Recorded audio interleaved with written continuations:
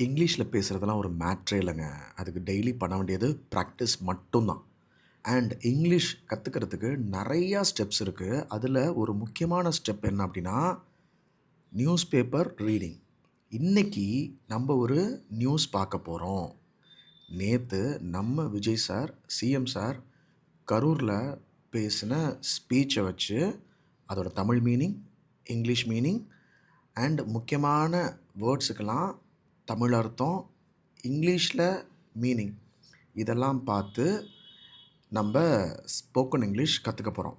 ரெடியா? Our Honorable Chief Minister, Mr. Vijay, addressed the people with confidence and compassion. நமது மதிப்பிற்குரிய முதலமைச்சர் திரு விஜய் தன்னம்பிக்கையுடனும் கருணையுடனும் மக்களை சந்தித்து உரையாற்றினார். இந்த இடத்துல அட்ரஸ்ட் அப்படின்னா delivered a speech to a group of பீப்புள்னு அர்த்தம். உரையாற்றினார் அப்படின்னு அர்த்தம். அடுத்தது கம்பேஷன் அப்படின்னா deep sympathy and care for others, கருணை. ரெண்டாவது நியூஸ் என்னன்னா, he emphasized the people's safety should always be the highest priority. மக்களின் பாதுகாப்பே எப்போதும் மிக உயர்ந்த முன்னுரிமையாக இருக்க வேண்டும் என்று அவர் வலியுறுத்தினார். emphasized அப்படின்னா gave special importance, வலியுறுத்தினார். priority, something that is more important than other, முன்னுரிமை. அடுத்தது, he expressed his heartfelt condolence to the affected families. பாதிக்கப்பட்ட குடும்பங்களுக்கு அவர் மனமார்ந்த இரங்கலை தெரிவித்தார். heartfelt, deeply sincere அப்படின்னு அர்த்தம், மனமார்ந்த. condolences, sympathy after someone's death, இரங்கல். He encouraged everyone to remain united during difficult times. கடினமான சூழ்நிலைகளில் அனைவரும் ஒற்றுமையாக இருக்க வேண்டும் என்று அவர் வலியுறுத்தினார்.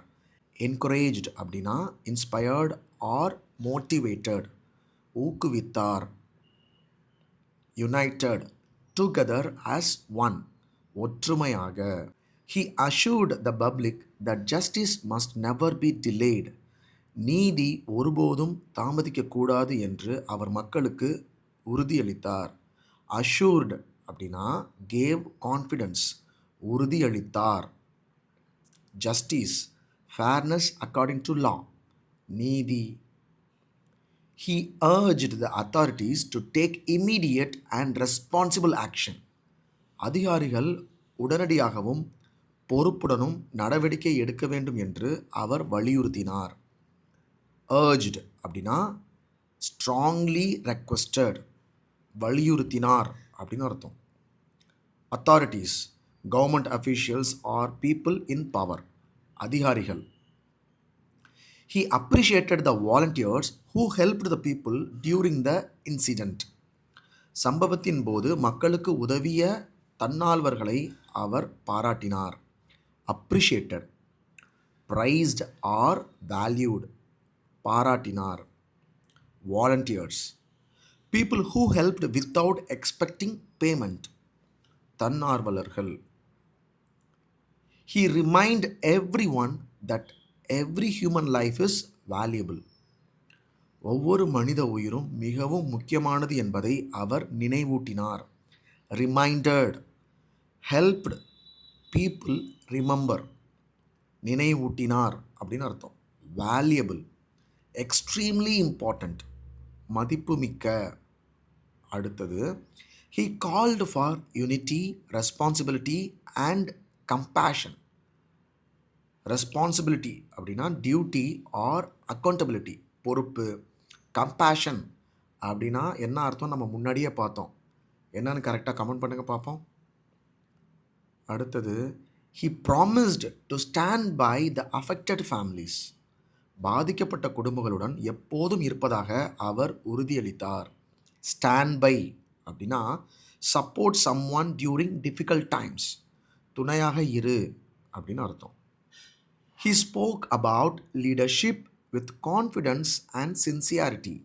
தலைமைத்துவத்தை பற்றி அவர் தன்னம்பிக்கையுடனும் நேர்மையுடனும் பேசினார். Leadership, the ability to lead people, தலைமைத்துவம். சின்சியாரிட்டி, ஹானஸ்டி அண்ட் ஜென்யூனஸ், நேர்மை. He inspired young people to become responsible citizens. இளைஞர்கள் பொறுப்புள்ள குடிமக்களாக மாற வேண்டும் என்று அவர் ஊக்கமளித்தார். Inspired, motivated summon to do something good. ஊக்கமளித்தார் அப்படின்னு அர்த்தம். Citizens, member of a country, குடிமக்கள். His speech reflected hope and determination. அவரது உரை நம்பிக்கையையும் உறுதியையும் வெளிப்படுத்தியது. ரெஃப்ளெக்டட் அப்படின்னா ஷோட் ஆர் எக்ஸ்பிரஸ்டு, வெளிப்படுத்தியது. Determination, strong decision to achieve something, உறுதி. The audience listened carefully to every important message. பார்வையாளர்கள் ஒவ்வொரு முக்கியமான செய்தியையும் கவனமாக கேட்டனர். ஆடியன்ஸ் அப்படின்னா பீப்புள் வாட்சிங் ஆர் லிசனிங், பார்வையாளர்கள். His speech encouraged people to think positively and act responsibly.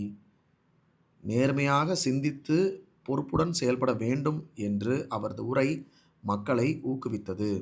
Positively அப்படின்னா இன் அன் ஆப்டிமிஸ்டிக் வே, நேர்மறையாக. Responsibly in a careful and accountable way, பொறுப்புடன். So today we didn't just learn the news, we learned English through the news.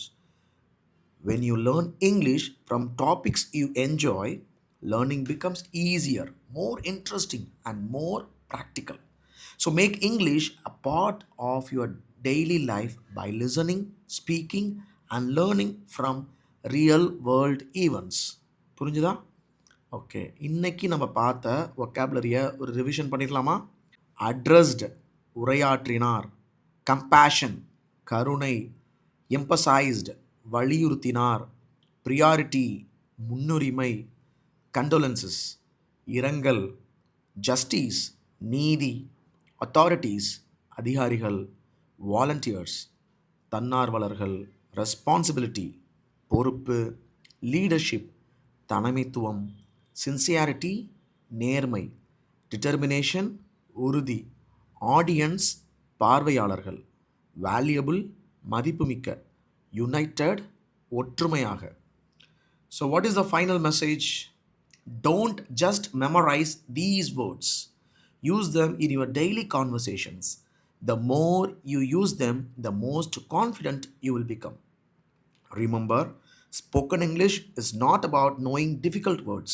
It's about using the right words at the right time. Keep learning, keep speaking and keep growing. இப்போ ரொம்ப முக்கியமான விஷயம், இது உங்களோட turn. Complete these sentences in comment section. Today, Vijay does a public meeting. He does his condolences. He promised to dash the families. இந்த மூணுத்துக்கும் யாரெல்லாம் கரெக்டாக comment பண்ணுறாங்கன்னு பார்ப்போம். அண்ட் உங்களுக்கு இந்த வீடியோ பிடிச்சிருந்துச்சுன்னா, இந்த மாதிரி உங்களுக்கு டெய்லி வேணும்னா கமெண்ட் பண்ணுங்கள், லைக் பண்ணுங்கள், ஷேர் பண்ணுங்கள் அண்ட் எனக்கு சப்ஸ்கிரைப் பண்ணி சப்போர்ட் பண்ணுங்கள். பாய்.